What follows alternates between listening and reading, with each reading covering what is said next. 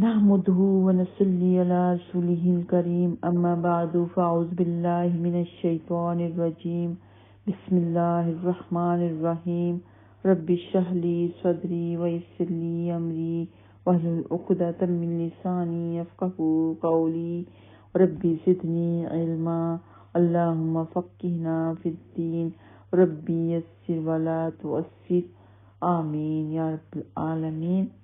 السلام علیکم ورحمۃ اللہ وبرکاتہ۔ تو مائی ڈیئر، آج آپ کا سبق ہے سورۃ البقرہ پارہ نمبر 2 آیت نمبر 151 سے لے کے 154 تک انشاءاللہ تعالی۔ پہلے تفسیر کریں گے، اس کے بعد ترجمہ ہوگا، لفظی ترجمہ۔ تو شروع کرتے ہیں۔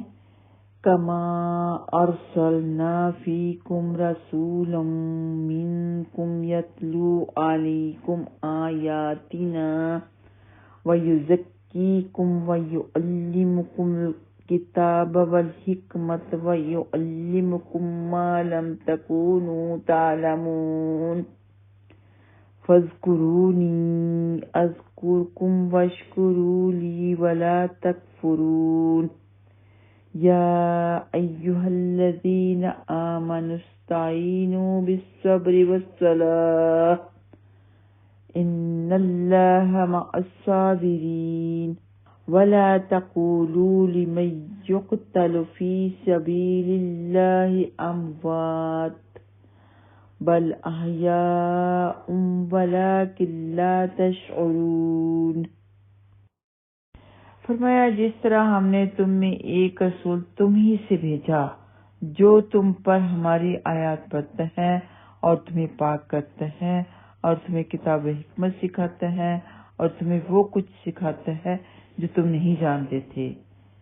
تو مطلب یہ کہ اللہ سبحانہ تعالیٰ فرماتے ہیں کہ اے مسلمانوں، اگر آج ہم نے تمہیں کعبہ بطور قبلہ عنایت کیا ہے اور شریعت اسلامیہ جیسی نعمت سے نوازا ہے، تو ہم نے اس سے پہلے تمہارے پاس اپنا رسول بھیجا ہے جو تم ہی میں سے ہے، تمہیں قرآن پڑھ کر سناتا ہے، بے مثال تربیت کے ذریعے تمہاری دینی اور اخلاقی خرابیوں سے تمہیں پاک کرتا ہے اور قرآن و سنت کی تعلیم دیتا ہے۔ پلیز وہ تمہیں اچھی باتیں سکھاتا ہے جو تم جانتے نہیں تھے۔ تو یاد رکھیں کہ اللہ سبحانہ تعالیٰ کی نعمتوں کو یاد کرنا شکر ہے اور اللہ تعالیٰ کی نعمتوں کو بھول جانا کفر ہے۔ ہمارے اوپر بہت بڑی نعمت، بہت بڑا انعام ہے کہ اللہ سبحانہ تعالیٰ نے ہماری ہدایت کے لیے نبی کو مبعوث فرمایا، قرآن پاک اتارا، ایسا نبی جس نبی پاک صلی اللہ علیہ وسلم نے روشن اور نورانی کتاب کی آیتیں ہمارے سامنے تلاوت فرمائی، کھول کھول کر فرمایا، ہمیں جینا سکھایا، ہمیں گناہوں سے پاک کیا۔ ہمیں ایسا نبی بھیجا جو ظلم و کفر سے نکال کر نور ایمان کی طرف رہبری کرتا ہے اور کتاب و حکمت یعنی قرآن اور حدیثیں ہمیں سکھاتا ہے اور وہ راز ہم پر کھولتا ہے جو آج تک ہم پر نہیں کھلے تھے۔ بس نبی پاک صلی اللہ علیہ وسلم کی وجہ سے وہ لوگ جن پر صدیوں سے جاہلیت چھائی ہوئی تھی، جنہیں صدیوں سے تاریکی نے گھیر رکھا تھا، جن پر مدتوں سے بھلائی کا کوئی اثر نہیں نظر آ رہا تھا، ہر طرف جاہلیت ہی جاہلیت تھی، تو نبی پاک صلی اللہ علیہ وسلم کے مبعوث ہونے کے بعد بہت بڑا انقلاب آیا۔ لوگ جاہلیت سے باہر نکلے، اندھیروں سے باہر نکلے، دین کی روشنی ان کو ملی، انسانیت کا پتہ چلا، دین کا پتہ چلا۔ تو فرمایا کہ ایسا نبی بھیجا کہ جو تمہیں پاک کرتا ہے، تمہیں تعلیم دیتا ہے کتاب کی اور حکمت بھی سکھاتا ہے اور وہ کچھ سکھاتا ہے جو کچھ تم پہلے نہیں جانتے تھے، تم جاہلیت میں تھے۔ تو آگے اللہ سبحانہ تعالیٰ فرماتے ہیں فَاذْكُرُونِي أَذْكُرْكُمْ وَاشْكُرُوا لِي وَلَا تَكْفُرُونَ، بس تم مجھے یاد رکھو، میں تمہیں یاد رکھوں گا اور تم میرا شکر ادا کرو اور تم سب ناشکری نہ کرو۔ یعنی میں نے اپنے رسول اور اس کے ذریعے نعمت پوری کرنے کا انعام تم پر کیا ہے، سو تم پر بھی لازم ہے کہ تم مجھے یاد کرو اور یاد رکھو۔ تو ذکر کا معنی زبان سے یاد کرنا بھی ہے اور دل اور عمل سے بھی۔ زبان سے اللہ سبحانہ تعالیٰ کو یاد کرنا ہے، دل سے یاد کرنا ہے اور عملاً بھی لکھ آنا ہے۔ تو ایسے لوگوں کے لیے اللہ سبحانہ تعالیٰ نے اپنے پاس بہت بڑا اجر رکھا ہے، ان کے لیے بخشش ہے، بہت بڑا اجر عظیم ہے اور اللہ سبحانہ تعالیٰ سورۃ الاحزاب میں فرماتے ہیں یا ایھا الذین آمنوا اذکروا اللہ ذکرا کثیرا، کہ بہت زیادہ ذکر کرو، اے لوگوں جو ایمان لائے ہو اللہ کو یاد کرو، بہت زیادہ یاد کرنا۔ تو سیدنا ابو ہریرہ رضی اللہ تعالیٰ عنہ بیان کرتے ہیں کہ رسول اللہ صلی اللہ علیہ وسلم نے فرمایا، اللہ سبحانہ تعالیٰ ارشاد فرماتے ہیں کہ میں اپنے بندے کے گمان کے مطابق اس سے سلوک کرتا ہوں، اور جب وہ میرا ذکر کرتے ہیں تو میں اس کے ساتھ ہوتا ہوں، اگر وہ مجھے دل میں یاد کرے تو میں بھی اسے دل میں یاد کرتا ہوں، اور اگر وہ کسی مجمع میں مجھے یاد کرے تو میں اس سے بہتر جماعت میں اسے یاد کرتا ہوں، اور اگر وہ ایک بالشت میرے نزدیک ہوتا ہے تو میں ایک ہاتھ اس کے نزدیک ہوتا ہوں، اور اگر وہ ایک ہاتھ نزدیک ہو تو میں 2 ہاتھ اس کے قریب ہوتا ہوں، اور اگر وہ چلتا ہوا میرے پاس آتا ہے تو میں دوڑ کر اس کی طرف جاتا ہوں۔ یہ صحیح بخاری میں موجود ہے۔ ایک اور حدیث کہ سیدنا ابو موسیٰ رضی اللہ تعالیٰ عنہ بیان کرتے ہیں کہ رسول اللہ صلی اللہ علیہ وسلم نے فرمایا، جو شخص اپنے رب کا ذکر کرتے ہیں اور جو شخص اپنے رب کا ذکر نہیں کرتا، ان دونوں کی مثال ایسی ہے جسے مثال زندہ اور مردہ کی ہو۔ یہ صحیح بخاری میں موجود ہے۔ تو نہ ذکر کرنے والا انسان مردہ کی جیسا ہوتا ہے، اس کا دل مردہ ہو چکا ہوتا ہے۔ تو دل کو زندہ رکھنے کے لیے ضروری ہے کہ اللہ کا کثرت سے ذکر کیا جائے۔ دل زندہ رہتا ہے تو وہ تازہ رہتا ہے، انسان کے چہرے پر نور آ جاتا ہے۔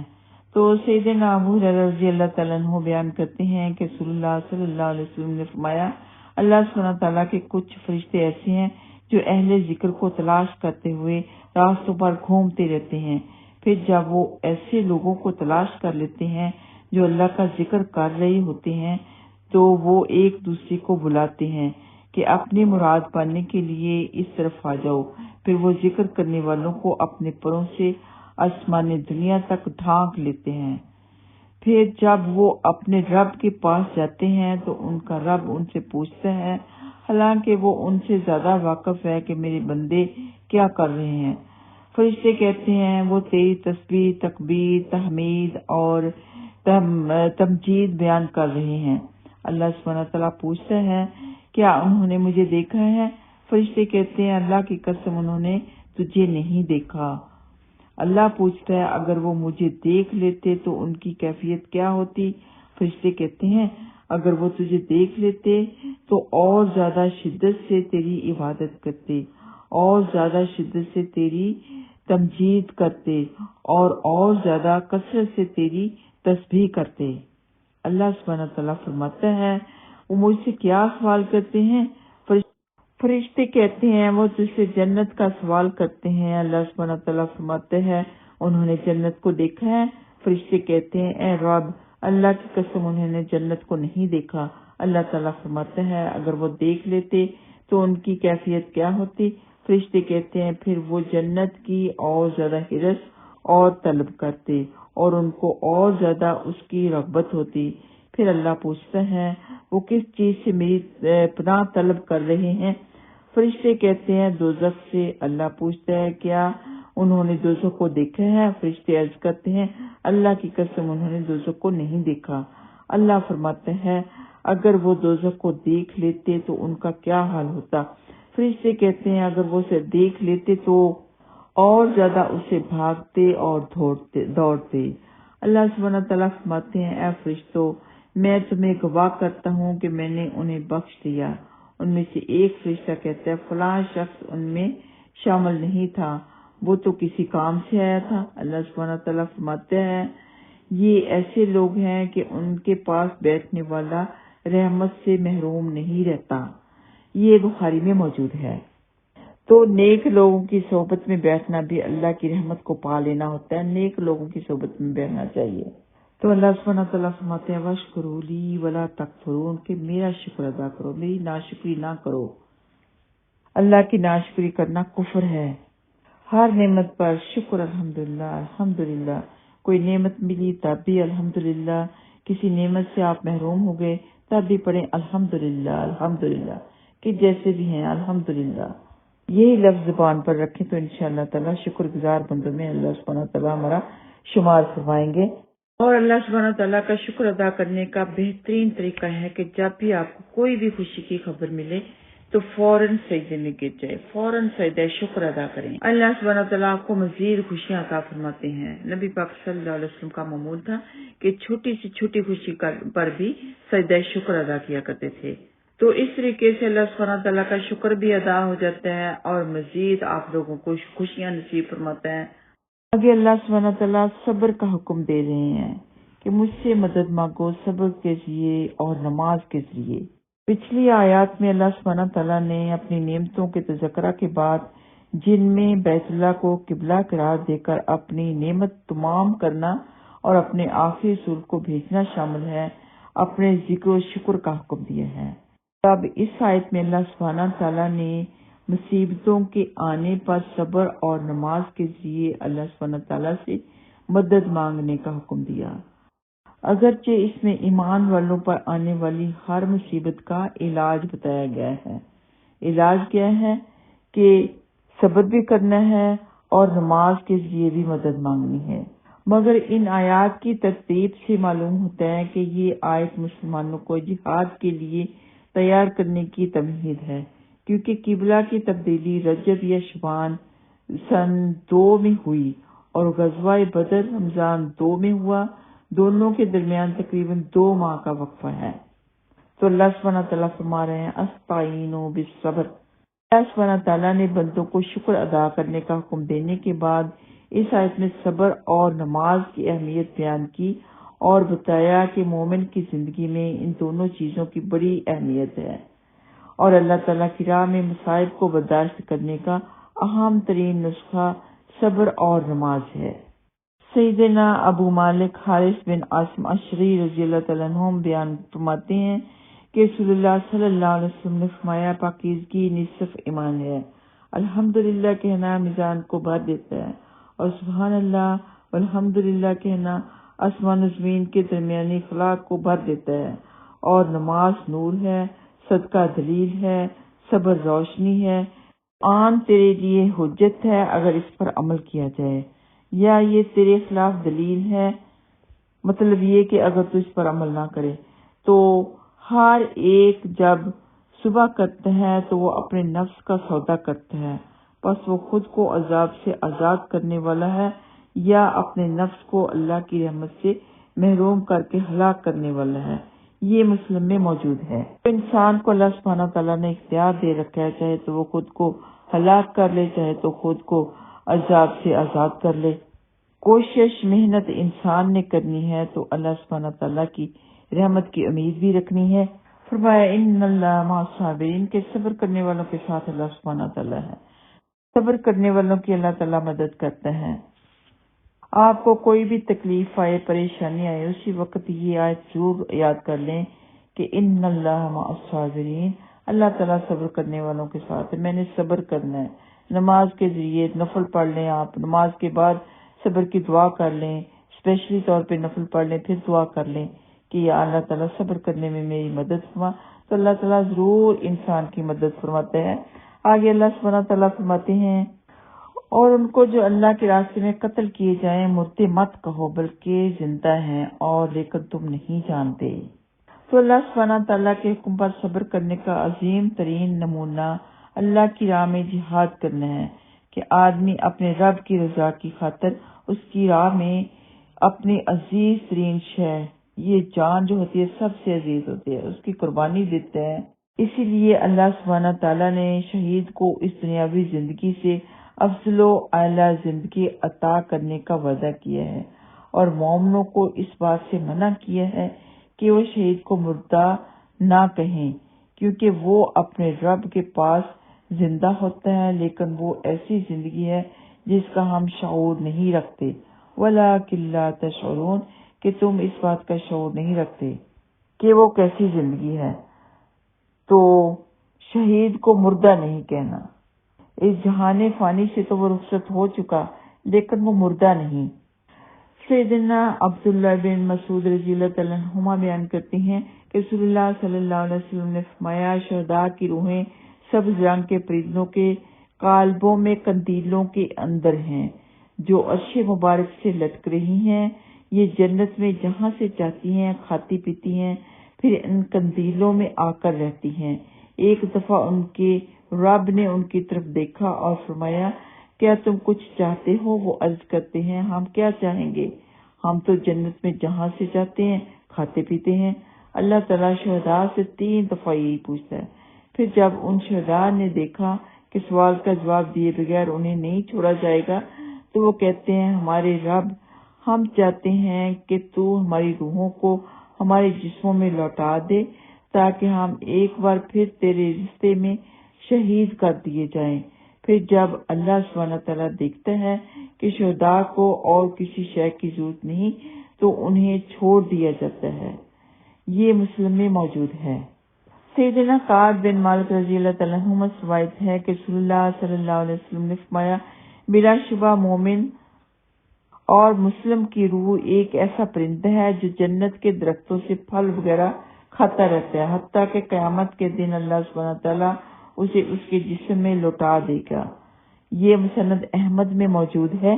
ایک آخری حدیث، سیدنا انس رضی اللہ تعالیٰ عنہ بیان کرتے ہیں کہ رسول اللہ صلی اللہ علیہ وسلم نے فرمایا، جنت میں پہنچ جانے والا کوئی ایک شخص بھی ایسا نہیں ہوگا جو دنیا میں واپس آنا پسند کرے، خواہ اسے ساری دنیا ہی دے دی جائے سوائے شہید کے۔ وہ تمنا کرے گا کہ دنیا میں لوٹ جائے اور 10 بار یعنی 10 بار اللہ تعالیٰ کی راہ میں قتل کیا جائے، کیونکہ وہ شہادت کی قدر و قیمت اور اس کی خوبیاں دیکھ چکا ہوگا۔ یہ صحیح بخاری میں موجود ہے۔ ہر ایک کوئی مومن مسلمان چاہتا ہے کہ اسے شہادت کا مرتبہ ملے، تو ایک دعا آپ لوگوں کو بتاتی ہوں۔ اللہم ارزقنی شہادتا فی سبیلک واجعل موتی فی بلد رسولک صلی اللہ علیہ وسلم۔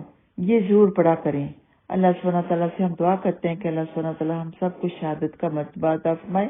اس کا مطلب ہے کہ یا رب العالمین، مجھے تیری راہ میں شہادت کا مرتبہ عطا فرما اور میری موت تیرے رسول کے شہر نبی پاک صلی اللہ علیہ وسلم کے شہر میں ہو۔ آئیے آتے ہیں لفظی ترجمہ کی طرف۔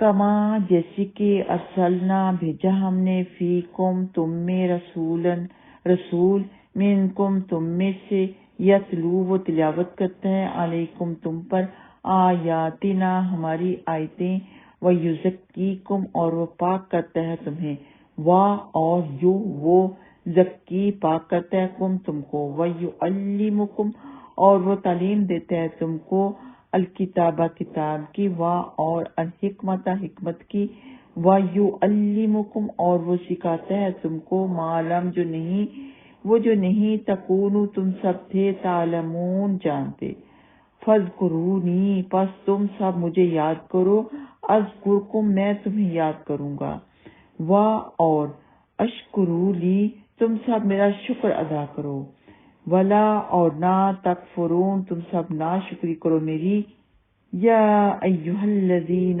آمنو اے وہ لوگو جو سب لائے ہو ایمان، استعینو تم سب مدد حاصل کرو، بالصبر صبر سے، والصلاۃ اور نماز سے، ان اللہ بے شک اللہ مع الصابرین صبر کرنے والوں کے ساتھ ہے، ولا اور نہ تقولو تم سب کہو، لمن اس کو جو یقتلو قتل کیے جائیں، فی سبیل اللہ اللہ کی راہ میں، اموات مردے، ان کو مردے مت کہو، بلکہ احیاء وہ زندہ ہیں، ولیکن اور لیکن لا نہیں، تشعرون تم سب شعور رکھتی۔ اللہم ارزقنی شہادتا فی سبیلک واجعل موتی فی بلد رسولک صلی اللہ علیہ وسلم، آمین یا رب العالمین۔ وآخر دعوانا ان الحمد للہ رب العالمین۔ السلام علیکم ورحمۃ اللہ وبرکاتہ۔